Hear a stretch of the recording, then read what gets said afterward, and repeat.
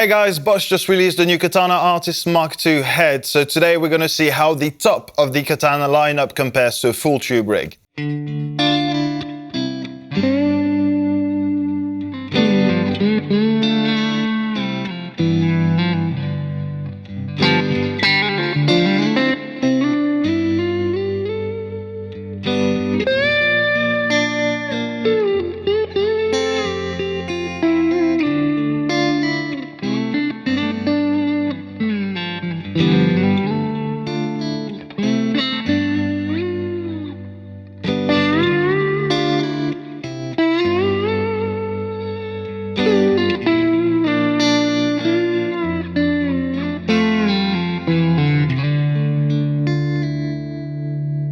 Hey, what is up guys? My name is Guillaume. And my name is Chris. Welcome to Thomann Guitars and Basses. We are back with some Boss amps. We just made a full lineup video a few weeks ago, 2 months ago, something like that. End of last year. And now they just brought out a couple of new additions to that range. We are not covering like a full, Boss video right now, but No, we've done it. We wanted to test the new top of the line, the new Artist MkII Head Plus brand new 2x12 cabinets with the Waza speakers, the really cool fancy speakers they make, and shoot that out against a tube amp, a tube rig, a boomer rig that costs exactly the same amount of money. Give or take $10. Yeah. So if you haven't seen our Katana video, it's been a few months now. We'll link it up somewhere. So if you're interested in any other Boss Katana offering, from the Mini to the Air to the 50, 212 and all of that good stuff. 100, 212, my bad. Yeah. It'll be linked somewhere. Today we're focusing, as Chris said, on the Artist MkII Head, which is really cool because it brings up something that was very demanded by a lot of Katana users, and that was just the artist experience outside of a combo. Maybe you have your own cab, maybe you don't want to bother with a cab. The Artist convinced a lot of people it's a really, really good combo.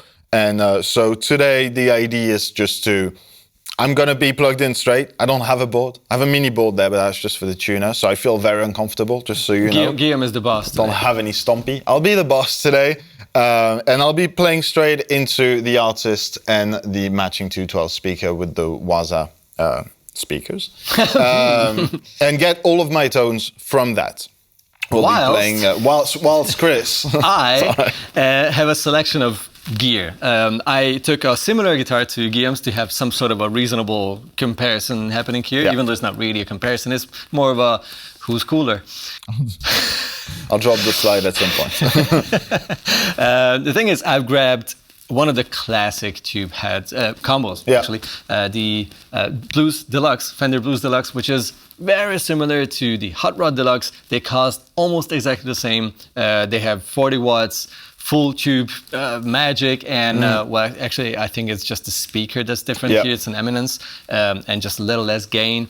It doesn't matter because I only use its clean tone, as most people use these kind of amps. If they are like gigging musicians, session players, whatever, you have these amps there to make your pedal board louder, essentially. Talking of which, I have 3 pedals because that's all I got. You could afford within this budget, which is around 1,400 euros. I have the Good Cop, Bad Cop by Harley Benton, which has 2 drive sides, so it's a very flexible pedal basically, and gives me a lot of different gain sounds. Then the Double Vision, which is a tremolo and a chorus. That's my modulation section, because even though I don't use modulation effects too much, I felt really lost compared to the Boss's rig. Here on my side, who has all the effects in the world in his Artist. Exactly. That's the thing. And my delay pedal, which is something I must have, is the 3 Series JHS delay, which is their more affordable, really simple yet awesome sounding pedal. So that's it. 3 pedals plus the Blues Deluxe and a Strat looking object. All right, so yeah, we'll be talking a little bit about our impressions in the room, how it feels to play both the boomer rig and the cool one. We'll be going through at least 3 rounds of like cleanish, dirty-ish, super dirty-ish. Yeah. And you guys can get an idea of the sounds you'd expect. And then we talked about the, I think, wrap up on the advantages of one rig over another. And wish you all a good day. And a Happy New Year too. I don't know. That's too. I don't know if we've said that before this year, but in case we haven't. This is the first video that we shoot in this year, so yeah there you go. All right. And also, of course, don't forget to let us know in the comments below what you think, like what comes through the mix, because it's a different experience than being here in the room. So subscribe. Yeah. The bell. Use the bell. It's a good bell. All right, let's start with interesting cleans. So not cleans. So the very clean cleans. Yeah, let's do interesting cleans. So I think you mean like non-clean. Just a little bit of a boost, a little bit of space, delay or reverb or whatever you want it to be. Do you want to start? Do you want to set the bar with the classic rig? Obvious. See what I can do afterwards.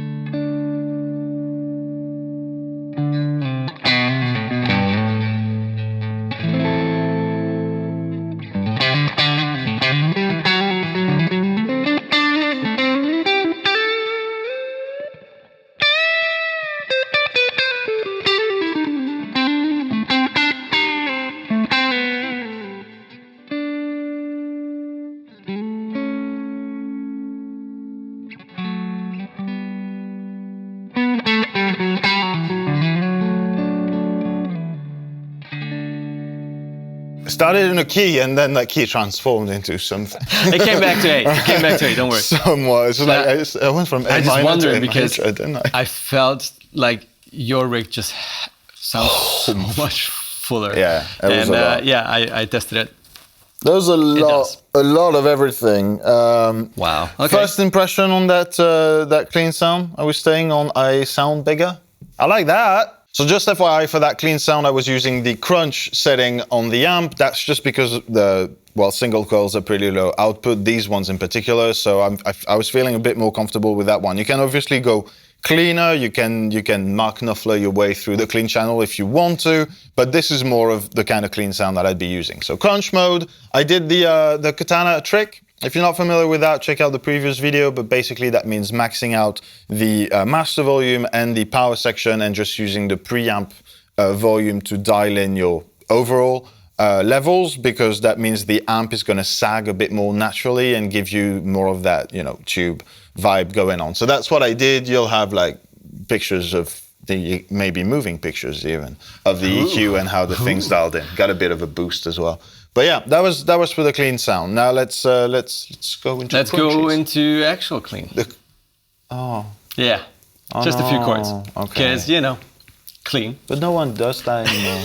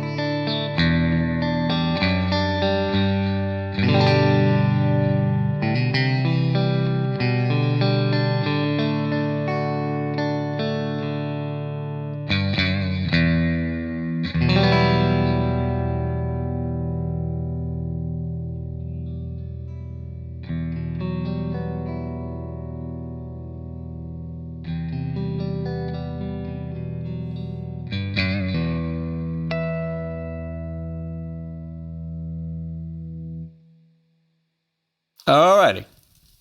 Short impressions? Short. I feel much more comfortable all of a sudden. And impressions. Yeah, I feel like this is the kind of thing. Also, obviously, discrepancies in guitars. I know position 4 on my Strat is vastly different from position 4 on this one because of the hum cancelling and everything. That being said, rounder, less crispy, less kind of like, you know. The punchiness. Exactly. I feel like, this is... this one goes to you. All right, let's call that 1-1-2-1. Stop talking about it. Let's go crunch.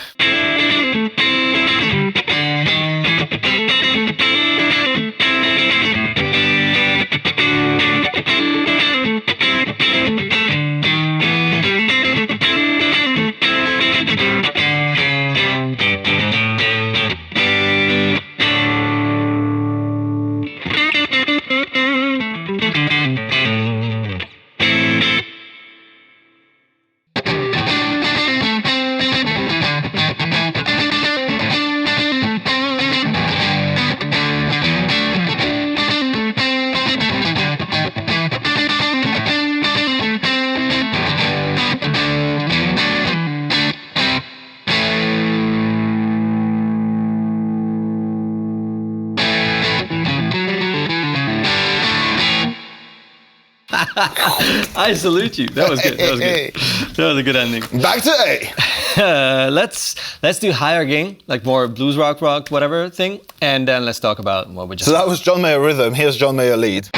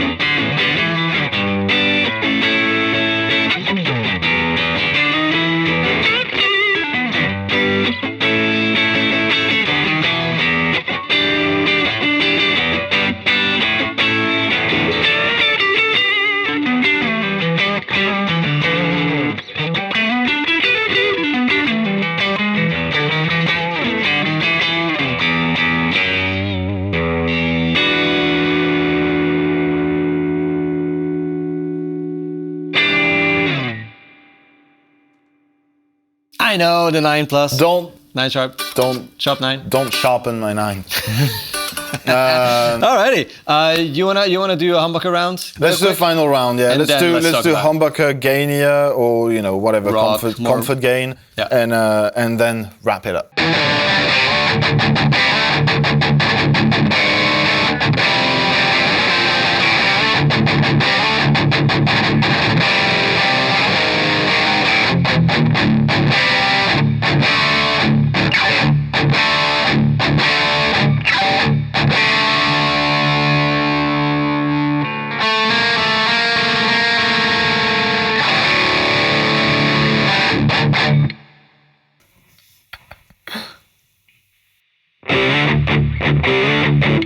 Okay, you won.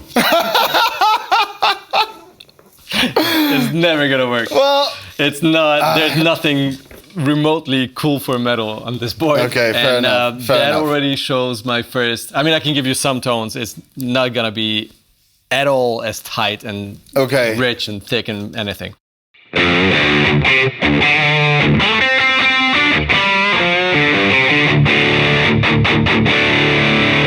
It's chunky. It's a big rock tone, but it's for that kind of riffing. Fair enough. It's just a disappointment because it doesn't really do that. Okay, but let's assume like a pedal away from getting something a little exactly, bit. And that's exactly my point. The pro of my kind of rig is at the same time the con, which is that it's interchangeable. You can choose whatever pedal you like and match it with your amp, whatever works best with your amp. And if you have a heavy gig, you take those pedals. If you have an experimental whatever rig, you can put that together. If you just want to fool around at home in your whatever practicing room or studio, you just put 100 pedals on the board, whatever you can and like you can get. But it's gonna cost a lot a lot more than that rig, and that's the thing.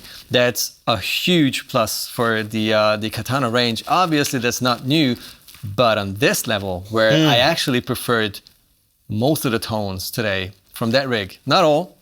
Yeah, most of the tones, I feel plus that. The flexibility is where I have to say, you know, okay. Yeah, I think I concord with most of those statements. Nice guitar, though. Can I keep it? The couple of things that struck me really is that now, obviously, this is available with the foot switch, meaning that you can do anything. You can program it on the amp, you can use the software, you can do anything, and it's awesome, and it takes that to a very professional level. Whether we're talking about the quality of the sound that you guys can judge, obviously, but just ease of use, size, flexibility of the rig as well, just being able to use it with a cab. But if you have a cab, and if you have a cab you love, that's fine, just get the head. You don't need to get the cab either. So you're not losing much in terms of modularity. Same thing, knowing that the Katana is a splendid pedal platform as well. You can just use it clean. It's almost unfair. And just do where can I attack this? Do the clean thing and use your pedals if that's your thing. Obviously, this is probably like how I would use it, like a hybrid of that maybe, and using the high gain on this, since I don't have any high gain pedals. And that brings us back again to the same point what we made in our main Katana video months ago. Or was it? It's a different video. It's coming up. It's a challenge video. Oh yeah, true. Oh yeah. You'll see it, or you've seen it already. Hit subscribe. It's awesome. It's something where we say that if you want to upgrade whichever Katana, especially the bigger ones, like the 100 watt, the Artist, etc. If you want to upgrade that to a tube rig, you shouldn't cheap out. I think you said that. Yeah. That sounds like honestly, if I wanted to feel at least as comfortable playing the guitar as that rig is, I would go at least the D20, the Rev D20, which is the most affordable tube head that we all love in the studio. That's why it takes all the pedals well. It does really nice clean as well. It works with every kind of guitar and pedal and whatever. It's a very versatile one, but it's already as expensive. That head is almost as expensive as that full rig. And then you don't have any pedals. And you're looking at one channel. That's just a clean, like sort of clean to crunchy pedal platform or pedal friendly amp. That's gonna be double the cost of this rig as soon as you have a cab, all the cables, all the patch cables, all the pedals you want to make it as versatile as you want. That's the thing as well, because you're mentioning pedals and power supplies and cables and whatnot. It's like, obviously that's a budget on its own. Everyone's familiar with that, and we all know it. I didn't calculate that into this. That's the thing. Like, not necessarily the patch cables, but I was mostly talking about the switcher in that situation, because the GAFCFX controller Katana thing obviously allows you to change patches. So not only just effects on and off and whatnot, but going from one amp with 17 effects to another amp with no effects in one click. For that, you need a pretty competent, consequent switcher on the traditional pedal board. Which you can program and make more pedals go on and off with just one switching. And those, like if you want something that does that and does that with a lot of pedals and does that well, it's a budget on its own. Otherwise, you're going to end up with a lot of pedals and a lot of tap dancing, and that's the thing as well. But I think just for ease of use, something like this for the Katana Artist. And especially if you're playing in your own band and you know, everyone accepts the way you change your sounds, and you can take your time and can step on 5 pedals to go from a modulated solo sound to a super clean sound. That's fine. But if you're a session player or whatever, you do not want to have like, wait a second, you know, I don't mind that, and I even use my switcher rig, like pedal switcher rig, without programming it. I don't mind stepping on multiple stuff. But it's a different topic altogether. So but you guys let us know, what do you think? Which sounds did you prefer in each like category and all that? In the room, I think we were pretty transparent about how it felt and how it sounded. But you guys let us know. Let us know in the comments. What other advantages or disadvantages do you see in having that kind of a rig? Would you? Yes, you. You? Yeah. I'm looking. Don't look at. No, there's no one behind you. Luke, you. Would you go for that kind of rig? Let us know in the comments. While you're down there, please subscribe, hit the bell, do the cool thing, and yeah, what else? Nothing. We will definitely see you in the next video if you decide to click on it. We'll do that. We'll be happy to see you. Bye-bye. Take care. Bye.